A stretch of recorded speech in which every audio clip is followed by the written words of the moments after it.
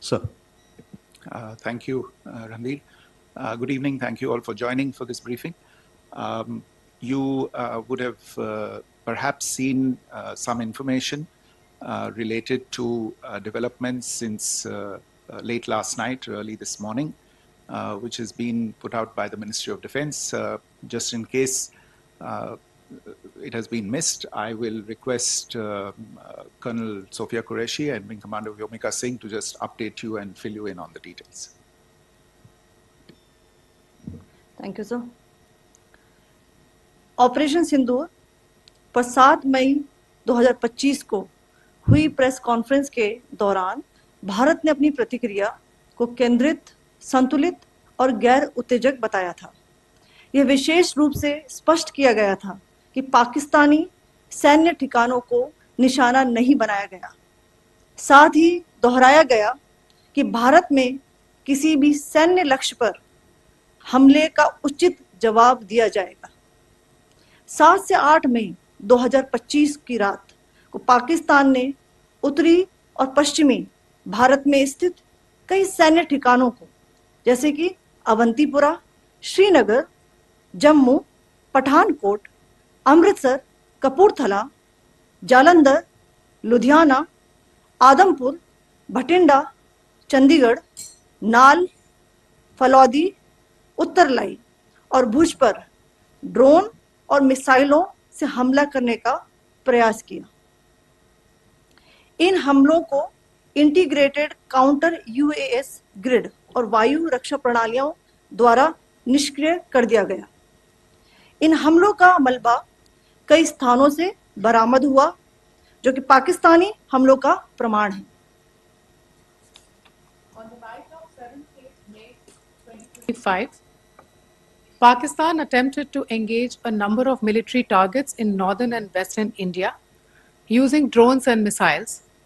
These places included Avantipura, Srinagar, Jammu, Pathankot, Amritsar, Kapurthala, Nal, Jalandhar, Ludhiana, Adampur, Bhatinda, Chandigarh, Falodi, Uttarlai, and Bhuj.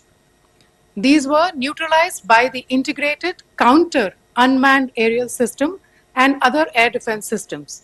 The debris of these attacks is now being recovered from a number of locations that prove the Pakistani attacks. आज सुबह भारतीय सशस्त्र बलों ने पाकिस्तान के कई स्थानों पर वायु रक्षा रडार और प्रणालियों को निशाना बनाया। भारत की प्रतिक्रिया समान क्षेत्र में समान तीव्रता के साथ की गई। यह विश्वसनीय रूप से ज्ञात हुआ कि लाहौर में स्थित एक वायु रक्षा प्रणाली को निष्क्रिय कर दिया गया। Today morning, Indian Armed Forces targeted air defense radars and systems at a number of locations in Pakistan. Indian response has been in the same domain with the same intensity as Pakistan. It has been reliably learnt that an air defense system at Lahore has been neutralized. Pakistan ने नियंत्रण रेखा पर आकरण गोलीबारी की तीव्रता बढ़ा दी है, जिसमें कुपवाड़ा, बारामूला, उरी, पुंछ, मेंढर और राजौरी क्षेत्रों में मोर्टार और भारी तोपखाने का इस्तेमाल किया जा रहा है। Pakistan has increased the intensity of its unprovoked firing across the line of control using mortar and heavy calibre artilleries in areas in Kupwara, Baramulla, Uri, Poonch, Mendhar and Rajouri sectors in Jammu and Kashmir. 16 innocent lives have been lost, including 3 women and 5 children, due to the Pakistani firing. Here too, India was compelled to respond to bring mortar and artillery fire from Pakistan to a halt. Indian Armed Forces reiterate their commitment to non-escalation, provided it is respected by the Pakistan military. Jai Hind.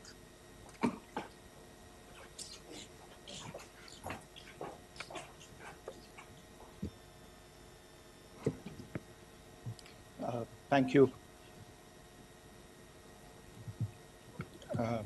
Friends, this is, as I said, further to the briefing that was provided yesterday and some of the updates that have been just provided by Colonel Qureshi and Wing Commander Singh. I thought that we would just put some of the aspects related to the events that started on 22nd April with the barbaric terror attack in Pahalgam into further context, because there is a certain amount of commentary that has happened with regard to the events since then. And more than the commentary, there has been a lot of disinformation that has been directed at us from across the border. So a few things that I would like you to keep in mind. First of all, there is mention on all sides of escalation. I think the first point that you have to keep in mind is the attack of 22nd April in Pahalgam is the original escalation. ये जो सिलसिला है जो हम देख रहे हैं आज की घटनाओं को लेके, ये 22 अप्रैल के पहलगाम के हमले से शुरू हुआ है. एस्केलेशन वहां पे हुआ है और उस एस्केलेशन का जवाब भारतीय सेना ने, भारतीय फौज ने कल अपने एक्शन से दिया है. Secondly, I want to invite your attention to the involvement of the group calling itself the Resistance Front in these attacks. I pointed this out yesterday that this is a group that is a known front for the well-known Pakistan-based terrorist organization, Lashkar-e-Taiba. The group has been reported earlier. I mentioned to you about the Indian authorities providing information to the UN 1267 Sanctions Monitoring Committee. And in fact, we are going to be meeting with the team again very soon, and we will be providing an update to the information that we have provided earlier. But what is interesting, दिलचस्प बात यह है कि संयुक्त राष्ट्र की सुरक्षा समिति में जब पहलगाम के हमले को लेके एक प्रेस वक्तव्य जारी करने की बात चल रही थी, तो आप सोचिए किस देश ने टीआरएफ का, द रेजिस्टेंस फ्रंट का उसमें मेंशन किया जाना, उसको अपोज किया, पाकिस्तान ने. This was after the fact that the TRF claimed responsibility for this attack not once but twice, within a few hours after the incident on the 22nd of April, and then again on the morning of 23rd April. And it is perhaps only after the full gravity of the incident was realized by its masters and handlers across the border that it was managed to back off from this claim. Obviously, that retraction doesn't convince anybody. तीसरी चीज जो मैं आपसे कहना चाह रहा था, और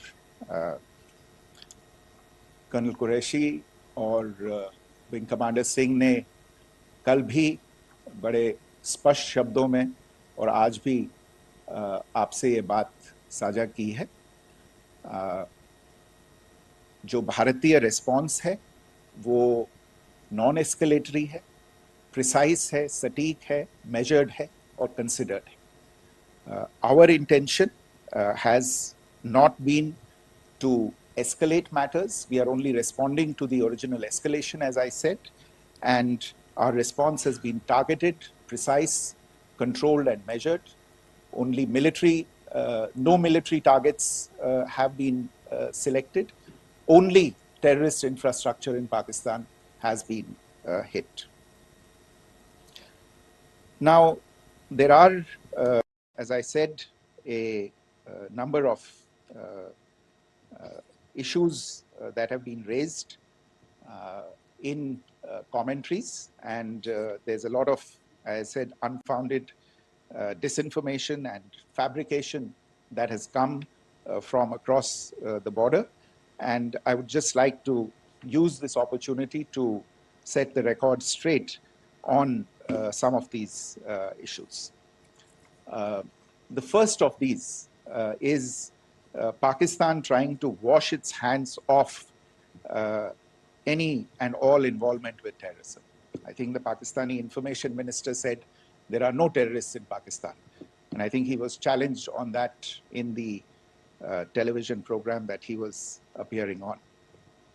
But even if I partially repeat myself from yesterday, I think Pakistan's reputation as the epicenter of global terrorism is rooted in a number of instances where concrete evidence is available, not just to India, but to governments and authorities and agencies around the world. There are several terrorist attacks around the world where Pakistani fingerprints have been found. I don't need to belabor the point with regard to this audience about where Osama bin Laden was found and who called him a martyr. Pakistan has also for decades pursued cross-border terrorism into India with impunity. And as I said yesterday also, in order to deliberately mislead the international community, they claimed that the terrorist Sajid Mir was dead. They came under pressure, and Sajid Mir was then brought back to life, arrested, and is now apparently in Pakistani custody. Pakistan is also home to a very large number of UN proscribed as well as UN proscribed terrorists, as well as terrorists proscribed by a number of other governments in the world, including, of course, the Lashkar-e-Taiba and the Jaish-e-Mohammed, as well as their leaders, Masood Azhar and Hafiz Mohammed Saeed. आपने देखा होगा हाल ही में पिछले ही कुछ दिनों में पाकिस्तान के रक्षा मंत्री और उनके पूर्व विदेश मंत्री दोनों ने इस बात को माना है कि पाकिस्तान का ऐसे ग्रुप्स के साथ जो रिश्ता है वो क्या रहा है. Both the defense minister and the former foreign minister of Pakistan, I think they've done a more eloquent job of this than I could ever do in terms of describing their country's implication in international terrorism and their involvement in housing these kinds of groups. दूसरा जो विषय है वो है पाकिस्तान का जो एक दावा है कि एक इंटरनेशनल impartial investigation होना चाहिए, एक joint investigative committee होनी चाहिए. These calls for jointly investigating this heinous and barbaric attack in Pahalgam. Again, I think you know the history well on this. You know the track record well, and it is not a bright track record insofar as Pakistan is concerned. In fact, in the pursuit of justice for the victims of multiple terrorist attacks, whether it be Mumbai in 2008, in Pathankot in 2016, or many others. But in particular for these two attacks, India had offered to cooperate. India provided forensic evidence and urged Pakistan to bring the perpetrators of these attacks to justice. We, in particular with regard to the Mumbai attacks of 2008, where a Pakistani Lashkar-e-Taiba terrorist was captured alive, India provided extensive information and evidence related to the involvement of Pakistani terrorists in this attack. Cases were registered, but you are all aware that these cases have not progressed, despite the formation of judicial teams, etc. And Pakistan has consistently stonewalled all efforts to move the investigation along. In fact, with regard to the Pathankot attack as well, a joint investigative team was formed. We gave access, unprecedented access, I should say, to Pakistani team to the site of the attack. details of call records data and DNA, etc., were shared with Pakistan. We had shared with them details related that we had been able to access to the addresses of terrorists. We presented evidence against the office bearers of Jaish-e-Mohammed who had conspired in the attack, and the handlers of the terrorists who facilitated them and guided them in. But there has been no movement on this. So in all of this, I think the experience has not been positive, and it certainly doesn't give us the confidence now to take at face value Pakistani assertions of wishing to participate in a joint investigation. These are just delaying tactics. These are just stonewalling tactics. And in fact, there is reason to believe that Pakistan uses the evidence that we provide only to cover its tracks and, in fact, defend the terrorists who we are looking for and obstruct the path of investigation. A third point that I wanted to address was the claim that only civilians were killed in the strikes on the 7th of May. We have made the point very clearly that all attacks on the morning of 7th May were against carefully selected terrorist infrastructure, terrorist targets. It is not clear to us, in fact, seeing some of the coverage of the after effects of these strikes, including the funerals for the terrorists that were held yesterday. I think a lot of you have seen the reports and the coverage on media. If only civilians, if any civilians were killed in these attacks, I wonder what message this picture actually sends to all of you. This is a question that is worth asking. It's also odd that the funerals of civilians are carried out with the coffins being draped in Pakistani flags and state honors being accorded. As far as we are concerned, the individuals eliminated at these facilities were terrorists.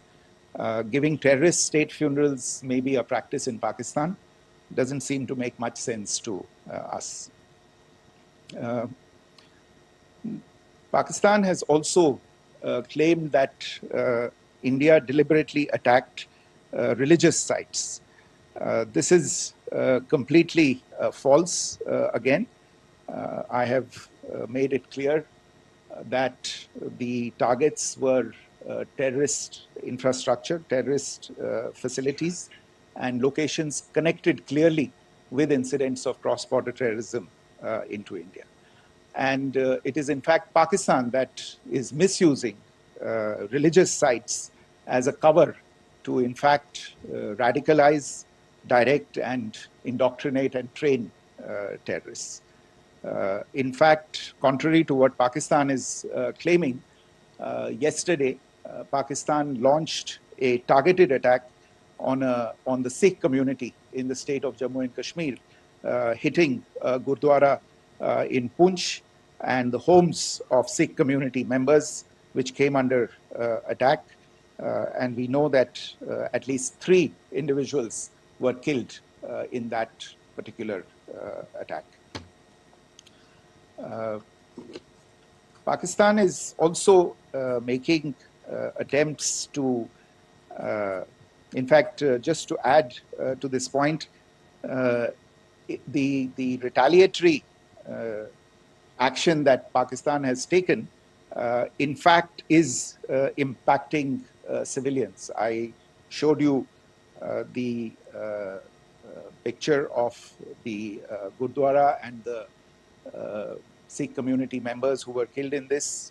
There are other civilians also who've been killed and injured in these attacks.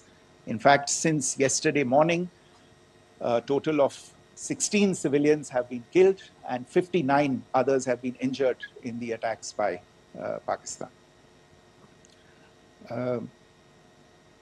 Not only this, Pakistan is also making attempts as part of its disinformation campaign to paint our action with regard to cross-border terrorism through the communal angle. If that is the issue, then I think I can do no better than to cite or point you in the direction of the Pakistan Army Chief's speech of 16 April 2025. I think that is the last word in communal rhetoric. And in the Pahalgam attack itself, you are aware of the kind of religious profiling that was done there. And perhaps there is a linkage between these two events. I can only say that these nefarious designs will not be allowed to succeed in India.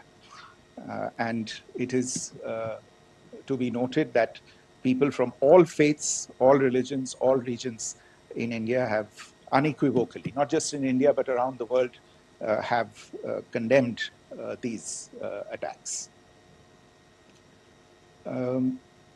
The Pakistani claims of now responding to India's strikes of the 7th of May. As I said right at the outset, it is India which is responding. The original escalation was by Pakistan on the 22nd of April. We are the ones who are responding to that escalation with the action that was taken yesterday morning. And again, I would like to emphasize that the action was restrained. It was directed towards non-civilian, non-military targets and confined to terrorist camps. And again, as we have been saying since yesterday, any further action by Pakistan, some of which we are seeing today, is nothing but escalation by Pakistan now, once again, and will be responded to and is being responded to appropriately. One point that I wanted to also address was the allegations to the targeting of a dam, the Neelam Jhelum project in Pakistan-occupied Kashmir. I want to say that this is an absolute and complete fabrication and a blatant lie. India has targeted only and only terrorist infrastructure, and the details of that terrorist infrastructure, together with the locations, were shared with you yesterday by Colonel Qureshi and Wing Commander Singh. I should note that if this kind of a claim is a pretext for targeting Indian infrastructure of a similar nature, Pakistan will be entirely responsible for the consequences that will undoubtedly follow. Finally, I want to address some issues that have been raised related to the Indus Waters Treaty and the disinformation that has been raised in regard to that as well. The fact is that there have been fundamental changes in the circumstances in which the Indus Waters Treaty was concluded, and they call for a reassessment of the obligations under the treaty. Over the last year and a half to 2 years, India has been in communication with the government of Pakistan. We've sent several notices to them requesting for negotiations to discuss modification of the treaty. India has, for 6+ decades now, honored the treaty, even during periods when Pakistan imposed multiple wars on us, and even when relations were adversarial. Pakistan is the one that has been acting in violation of the treaty, deliberately creating legal roadblocks in India exercising its legitimate rights on the Western rivers. Any projects that India sought to build on the Eastern rivers, and even on the Western rivers, which we are allowed to by the treaty, were always challenged by Pakistan, thereby hampering our rights to utilize our legitimate waters under the treaty.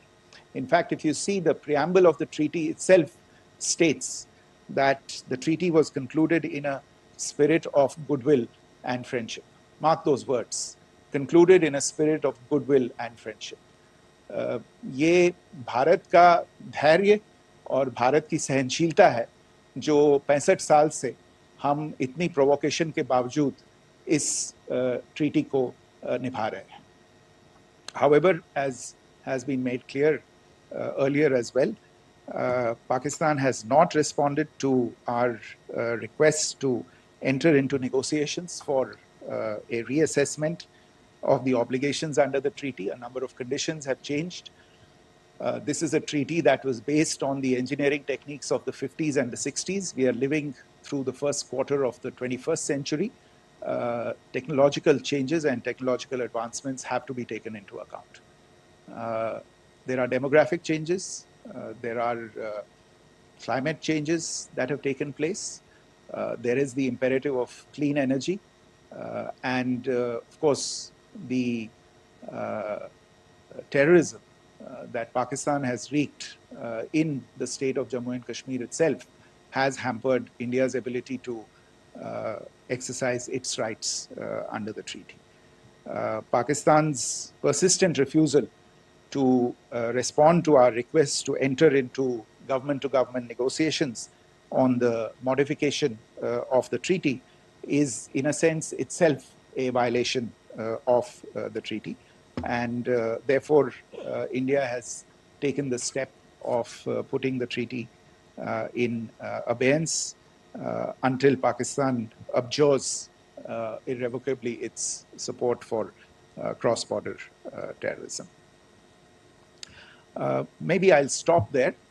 I mentioned earlier yesterday as well that this is an evolving situation. I would therefore ask all of you to be considerate and restrained. It will not be possible for us or my colleagues from the armed forces to share operational details at this point in time. Beyond that, if you have any questions, may I have time for only a few, and I'll try to answer those questions. Okay, I give the floor to Rishabh. On Secretary, good evening. This is Rishabh from Times Now. I just wanted to understand, as per the press release that has been released earlier today, it says that we have successfully hit at the air defense of Lahore. Does it give our forces a better chances if in case of further escalation? And are there other air defense places as well at strategic location that were targeted? Rishabh, you are violating the first rule that I set out at the end of my remarks. The press release that has been issued by the Ministry of Defense today speaks for itself. It is related to operational matters. It's been released by the Ministry of Defense.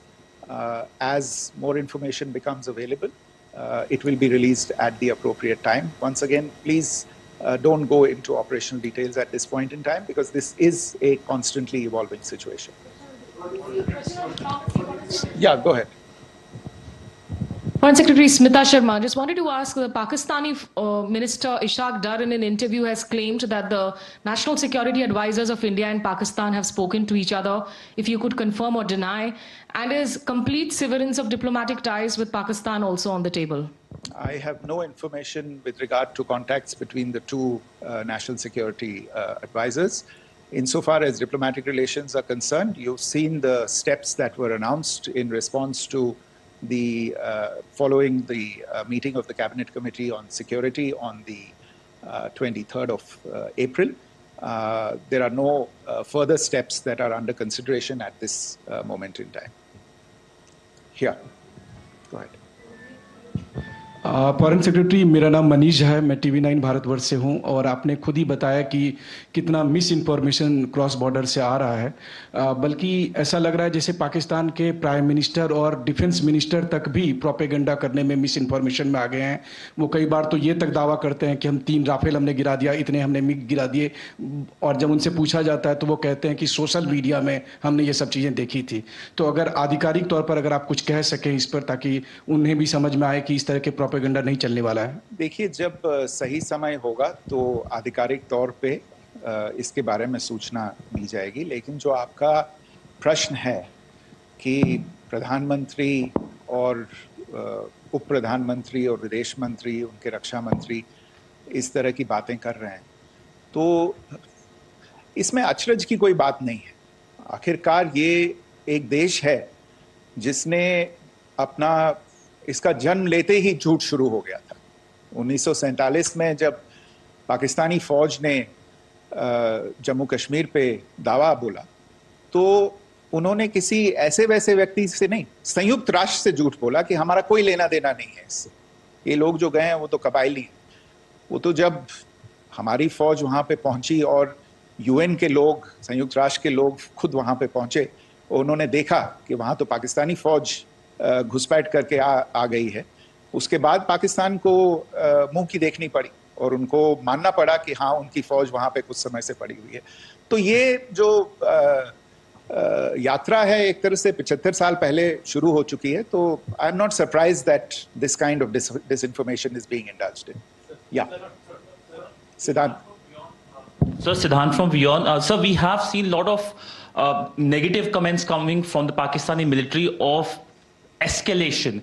If tomorrow there is an escalation, there are strikes, we know one attempt has been thwarted, what will be the Indian response to those attempts of creating more escalation? Because it is looking like it's going towards more escalation. And my second question is, are any other world powers, essentially the P5 countries, the West Asian countries, reaching out to de-escalate the current situation? Look, on escalation, we've already made our stance clear. I mean, there are 2 basic points. First of all, it is Pakistan that escalated on the 22nd of April. We are only responding to that escalation. And then what we have said yesterday and what my colleagues have said today, that now if there is an attempt at further escalation by Pakistan, it will be responded to in an appropriate domain. And therefore, the choice is entirely that of Pakistan to make. As to your second question, I don't think I can do better than to point you in the direction of the statements that are being made from practically every chancellery in the world and the sentiment that they are carrying.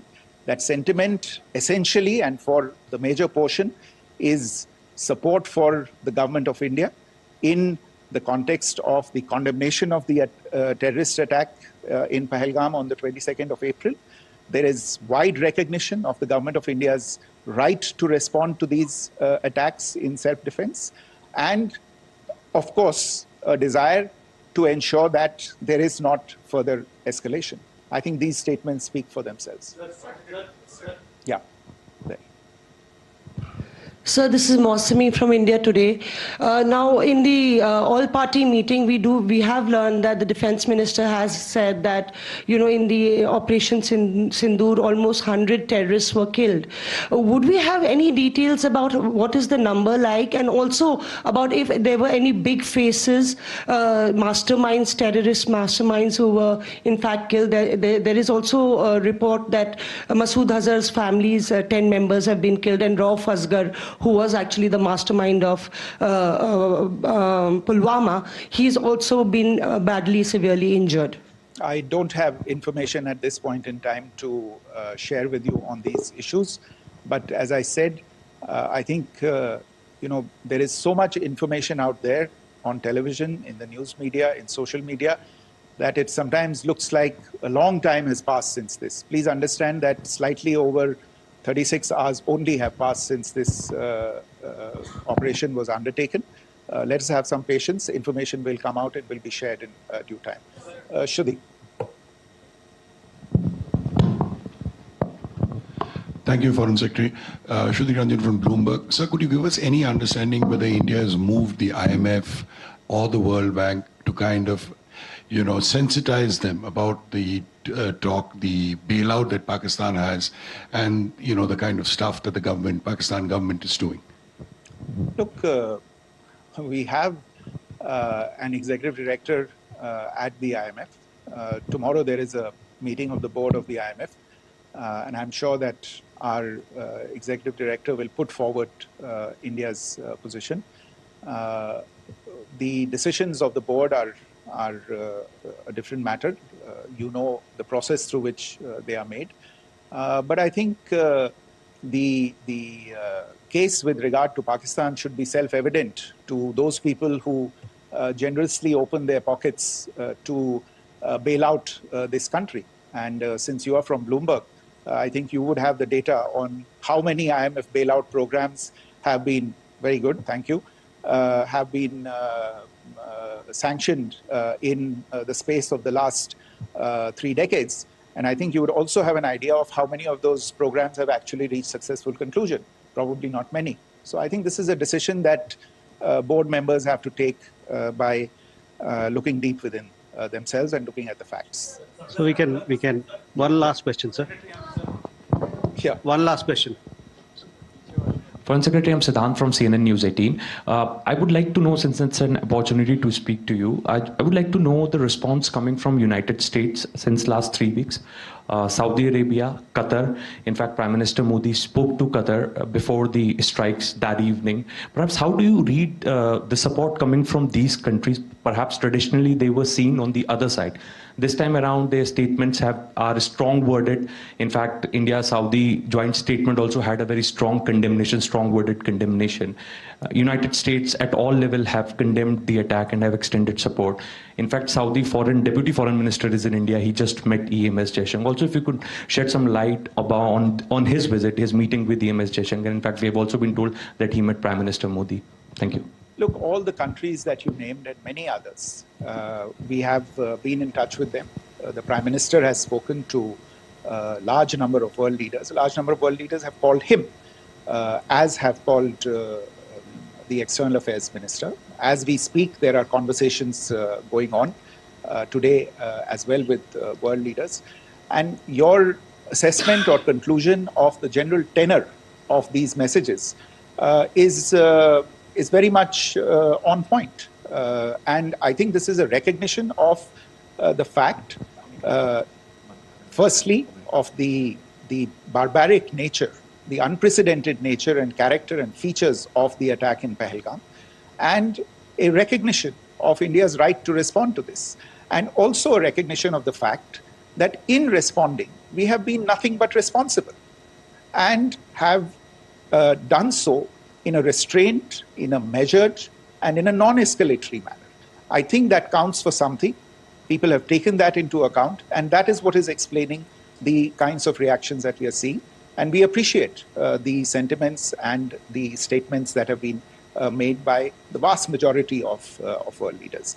Yes, the Saudi Minister of State for Foreign Affairs is in Delhi. He had a meeting with the External Affairs Minister earlier today. I don't have further details at this moment, but if there are details, the ministry will share them at some point with you. Thank you. I think that's all we have time for today. We'll join you again soon. Thank you.